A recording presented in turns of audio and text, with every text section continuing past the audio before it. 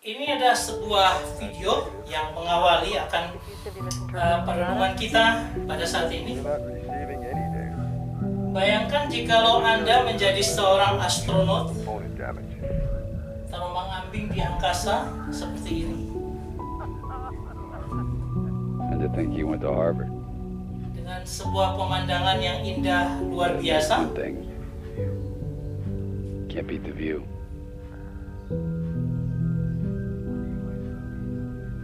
What do you like about being up here? Bayangkan kemudian kita sendirian di sana. I can get used to it.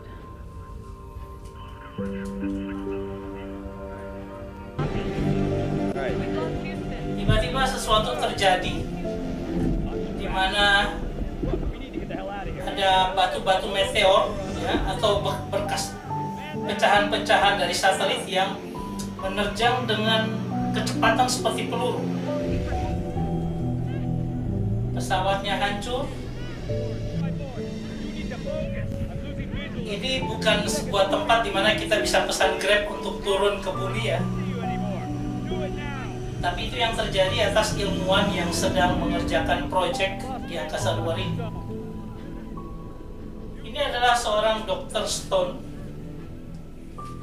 Dia terlepas seperti itu dan melayang-layang di angkasa. Dan mereka berusaha untuk bisa menolong Dr. Stone ini.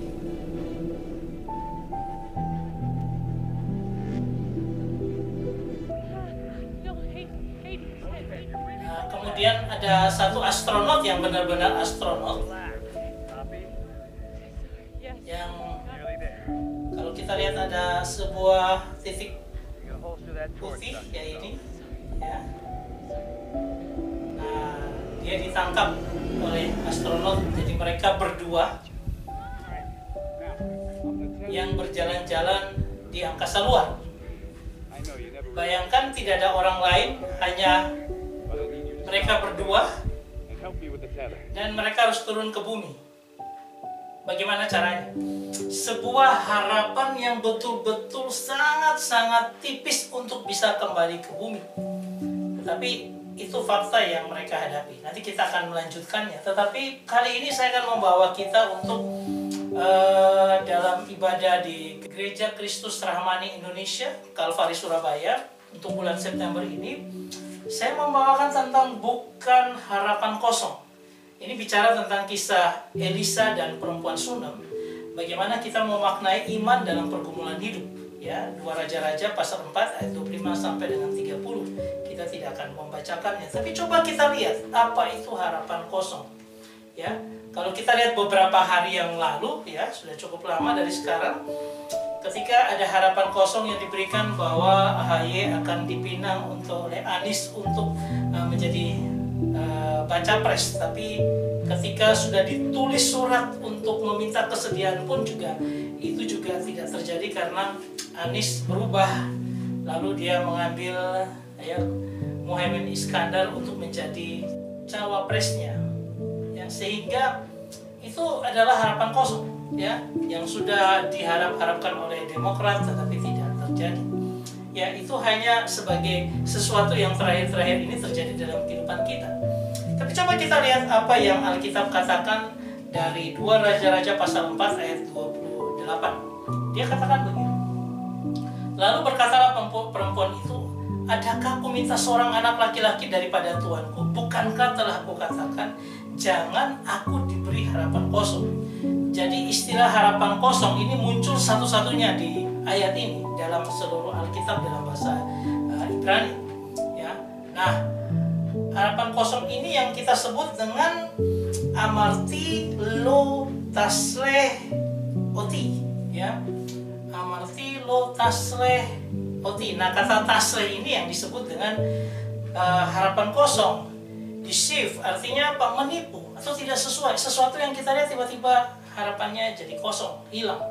Ya, inilah yang dihadapi oleh perempuan Sunem itu. Dan ini sifatnya adalah apa? Saya kan sudah minta, ada akibatnya, ada sebabnya yang membuat apa wanita ini terpaksa ngomong itu harapan kosong. Dan ini adalah imperatif karena apa? jangan harapan kosong ya, bukan, jangan beri aku harapan kosong. Jadi jangan, sudah saya bilang, saya perintahkan kamu jangan beri aku harapan kosong ya, istilahnya seperti itu. Nah, coba kita lihat pergumulan perempuan Sunam ini. Jadi ada seorang perempuan Sunam yang menjamu Elisa ya, yang setiap kali Elisa lewat di rumah, dekat rumahnya, dia pasti akan menjamu Elisa, diberi ruangan untuk menginap atau untuk istirahat dan sebagainya ya. Nah, satu waktu kalau kita lihat dari peta ini ya, ini peta menunjukkan bagaimana Sunam dengan Gunung Karmel itu dekat ya, sehingga kalau Abialani sedang melayani di daerah Samaria, ya Ramah, Bethel dan sebagainya, itu di bagian selatan, bagian utara. Nah, dia akan lewat sebelum dia kembali ke base camp di Karmel, sehingga dia lewat situ dan dia dilayani oleh perempuan Sunam. Ya, nah kemudian ditanya dia butuhnya apa, dia sudah selalu melayani, butuhnya apa? Oh, dia tidak punya anak. Tapi perempuan ini tidak meminta, karena ketika ditanya kau mau apa, dia bilang saya sudah punya semuanya, saya tidak butuh apa-apa. Tapi karena Gehazi ini pintar dan dia melihat ada lowong di mana perempuan ini tidak punya anak, yang akhirnya diberikan anak. Ya, 1 tahun kemudian kejadian bahwa anak ini tersengat matahari, ya saya nggak tahu gimana ceritanya, pokoknya tiba-tiba jatuh dan kemudian dia dibawa ke ibunya dan kelihatannya anak itu sudah mati. Apa yang dilakukan oleh ibu ini? Dia pergi ke Gunung Karmel yang dekat, dia lari ke sana, dia cari Nabi Elisa, kemudian dia ngomong, kenapa aku diberi harapan kosong? Karena anak itu yang harusnya dia sayangi, akhirnya mati. Ya, dan di situ kalau kita lihat dalam prosesnya, Tuhan itu merahasiakan, tidak sama sekali memberitahukan ini kepada Elisa. Ya, dan sebenarnya harusnya kita ini raja-raja, ya, kita ini raja-raja. Karena kita ini anak-anak Tuhan, raja yang harusnya menyelidiki apa yang Tuhan rahasiakan. Tuhan selalu memberikan rahasia-rahasia, dia tidak memberitakan semuanya kepada hamba-hambanya atau kepada kita, tetapi kita wajib untuk menyelidikinya. Nah, bagaimana kita melihat si perempuan Sunam ini? Yang HK, ini HK saya gambarkan dengan ya, harapan kosong. Jadi perempuan ini dia ketika dia sudah mengalami itu, dia mencari hamba Tuhan yang dulu pernah memberikan dia, doakan dia supaya dia dapat anak. Nah, ketika dia sampai di sana, dia cari, dia tetap punya harapan masih kosong. Ya, kemudian dia cari, ya Elisa, dia pergi ke sana, terus Elisa bilang, Gehazi kamu lari duluan, taruh tongkat di atas anak itu. Ketika Gehazi melakukan itu, nyatanya juga tetap harapan itu kosong. Yang kedua, Elisa akhirnya bilang apa? Saya datang sendiri, dan dia masuk ke kamar itu dan dia berdoa. Ya, dia bilang, Tuhan tolong anak ini. Dia berdoa sedemikian rupa supaya Tuhan menolong anak ini. Tetapi tetap sama, harapan itu kosong. Dan yang ketiga, Elisa 2 kali. Dia pertama kali meniarap, dia tidur di atas anak itu. Dia buat sekali, tidak ada. Dia buat lagi yang kedua kali. Baru harapan kosong itu berubah menjadi harapan yang luar biasa. Tapi ini adalah sebuah proses iman, ya. Ini proses iman yang Tuhan nyatakan dalam kehidupan kita, supaya kita selalu menaruh harapan kepadanya. Jangan berkata harapan itu kosong. Nah, kisah pergumulan Sunam ini kita lihat dari mengulurkan tongkat, kemudian Elisa berdoa juga, dan akhirnya Elisa meniarap di atas anak itu. Ya, suatu proses yang butuh kekuatan kita untuk terus bertahan di tengah proses yang ada, yang pada akhirnya melahirkan sebuah harapan yang tidak kosong. Tetapi anak itu bisa hidup kembali, ibu ini bisa bersukacita kembali mendapatkan anaknya yang luar biasa. Saudara, kalau kita lihat dari Ibrani dikatakan, tetapi kami ingin supaya kamu masing-masing menunjukkan kesungguhan yang sama untuk menjadikan pengharapanmu satu milik yang pasti sampai pada akhirnya. Artinya apa? Kamu tetap bertahan untuk selalu memiliki pengharapan yang senantiasa kamu yakini pasti di hadapan Tuhan. Sampai dengan akhirnya, jangan tunggu di tengah jalan, kemudian kamu berpikir harapan itu kosong. Jangan. Tunggu sampai dengan akhirnya, tunggu sampai dengan maunya Tuhan seperti apa. Ya, ayat 12 dikatakan, agar kamu jangan menjadi lamban, tetapi menjadi penurut-penurut mereka yang oleh iman dan kesabaran mendapat apa mendapat bagian dalam apa yang dijanjikan Allah. Karena apa? Supaya kita ini tetap teguh menjadi penurut dalam kesabaran, dan kita akan mendapat apa yang menjadi bagian dari janji Allah itu. Lalu janji Allah seperti apa? Nah, ayat 13. Sebab ketika Allah memberikan janjinya kepada Abraham, ia bersumpah kepada dirinya sendiri, bukan kepada yang lain, tapi pada dirinya sendiri, karena tidak ada yang lebih tinggi daripadanya. Katanya, sesungguhnya aku akan memberkati engkau berlimpah-limpah dan akan membuat engkau sangat banyak. Dan Abraham menanti dengan sabar, dan demikian ia memperoleh apa yang dijanjikan kepadanya. Ini sebuah contoh, sebuah perjuangan iman dari seorang pahlawan iman, Abraham ini. Ketika apa? Dia tidak melihat semuanya baik, dia tidak melihat semuanya terus memberikan pengharapan. Bahkan ketika dia diminta anaknya Ishak, ya. Kalau kita lihat saat ini ada Only His Son, ya, itu film yang kisahnya tentang bagaimana iman Abraham itu diuji, ya. Dia tetap terus berharap akan Allah, supaya apa? Supaya dia mendapatkan apa yang dijanjikan, karena dia tahu bahwa Allah yang berjanji itu bersumpah atas dirinya sendiri, dan dia tetap setia dengan sumpahnya itu, tidak pernah berubah. Nah, itu yang harusnya ada. Jadi ketika kita menghadapi sebuah pergumulan, permasalahan apapun itu, tetap berharap dan berpegang teguh bahwa harapan kita sampai dengan akhirnya pasti tidak akan sia-sia, karena Tuhan janji dengan dirinya untuk memberkati setiap anak Tuhan. Ya, jadi kita jangan gampang menyerah. Nah, kisah pergumulan dari perempuan Shunem ini ketika kita baca dari pasal 4 ayat 27b. Biarkanlah dia. Hatinya pedih. Tuhan menyembunyikan hal ini daripadaku dan tidak memberitahukannya kepadaku. Artinya apa? Artinya Tuhan kadang-kadang membiarkan hati kita diobok-obok sedemikian. Hati kita pedih, ya. Karena apa? Tuhan juga tidak menyatakan itu kepada hambanya. Tidak ada orang yang kasih bocoran bahwa oh iya itu hanya tes saja, tetaplah bertahan. Tidak ada. Kita di dalam ketidaktahuan kita hanya diperlukan kita untuk percaya kepada kasih-Nya yang ajaib. Bahkan segala sesuatu paradigma yang ada, semua peranata-peranata yang ada yang kelihatan dalam hidup kita tidak menunjukkan apapun. Saya katakan tetap bertahan sampai dengan akhirnya, bahwa pengharapan itu tidak akan sia-sia. Karena apa? Amsal pasal 25 berkata kemuliaan Allah ialah merahasiakan sesuatu, tetapi kemuliaan raja-raja, kita ini raja-raja, ialah menyelidiki sesuatu, segala sesuatu. Artinya kita terus tekun mau melihat, menyelidiki maksud dan rencana Tuhan, bertahan itu dalam itu, supaya kita melihat kemuliaan Tuhan yang luar biasa yang Tuhan nyatakan dalam seluruh kehidupan kita. Itu bagian kita, menyelidiki segala sesuatu. Nah, saudara, kalau kita lihat pergumulan perempuan Shunem ini, kita bisa melihat beberapa hal. Pertama, dia memberikan yang terbaik. Pokoknya aku melayani apa yang aku bisa lakukan. Dia melayani Elisa, ya. Kedua, dia bersyukur selalu, dia mencukupkan diri dengan apa yang ada. Aku tidak mau minta macam-macam. Aku tidak mau minta, karena Elisa sudah bilang, kamu perlu saya ngomong dengan raja supaya memberikan engkau kemudahan, dan tidak. Saya sudah cukup dengan apa. Ini bagaimana cara kita bersyukur dalam segala yang kita hadapi. Apapun itu, aku tidak mau menuntut pada Tuhan, tapi aku mau bersyukur. Tuhan yang tahu kebutuhanku.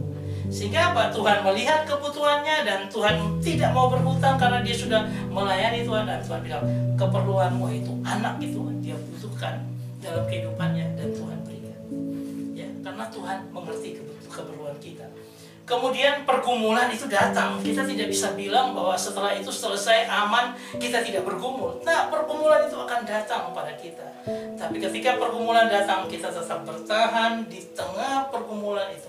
Kita akan melihat kemuliaan Tuhan yang Tuhan nyatakan memimpin akan seluruh kehidupan kita.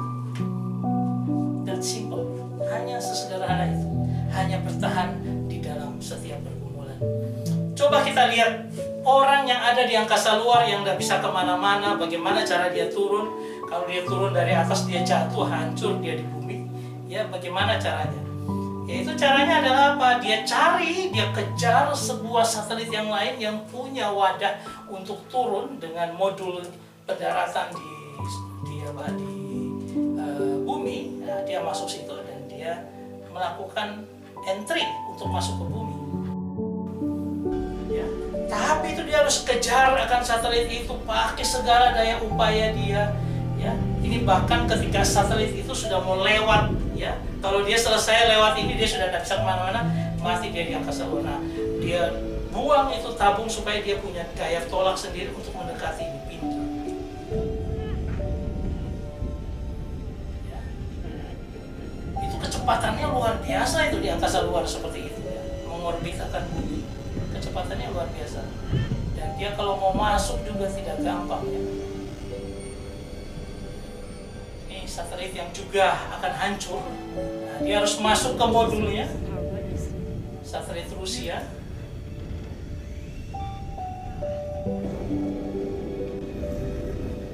Dan akhirnya dia masuk ke dalam satelit dan masuk ke bumi, atmosfer bumi, mengkikis modul itu sampai terbakar seperti itu. Tapi dia tetap bertahan. Sampai akhirnya dia turun sampai ke bumi.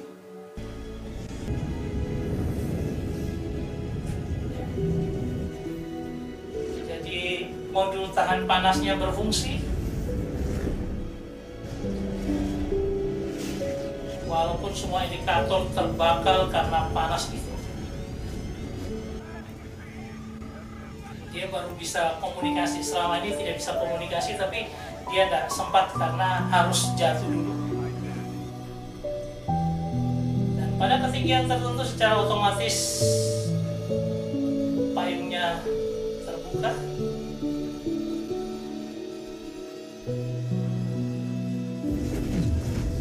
Dan dia akhirnya turun di sebuah danau.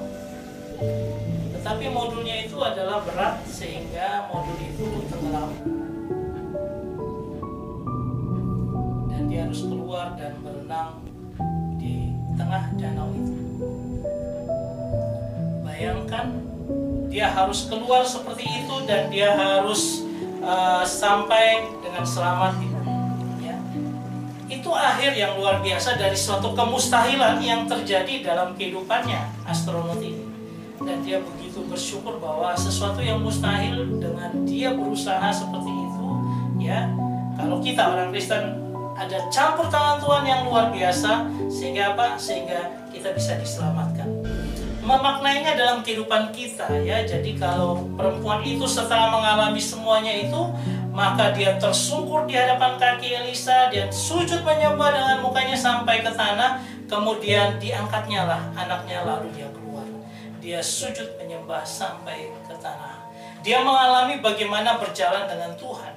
Ya, dia mengalami bagaimana kemuliaan raja-raja itu menyelidiki. Dia harus tetap teguh dan dia harus cari maksud Tuhan apa. Dengan cara dia bertanya kepada hamba Tuhan, dia mengharapkan Tuhan untuk bekerja. Dia tetap datang kepada hamba Tuhan yang menuntun dia untuk melakukan hal-hal yang akhirnya membuat dia kembali mengalami sebuah berkat yang luar biasa. Anaknya bisa disembuhkan. Nah, itu harusnya menjadi bagian kita. Bertahan teguh di tengah pergumulan apapun yang kita hadapi. Supaya apa? Supaya kita menikmati janji Tuhan itu. Jangan menyerah di tengah perjalanan iman kita, tetapi kita tetap teguh untuk bersandar hanya kepadanya. Tuhan memberkati kita semua. Amin.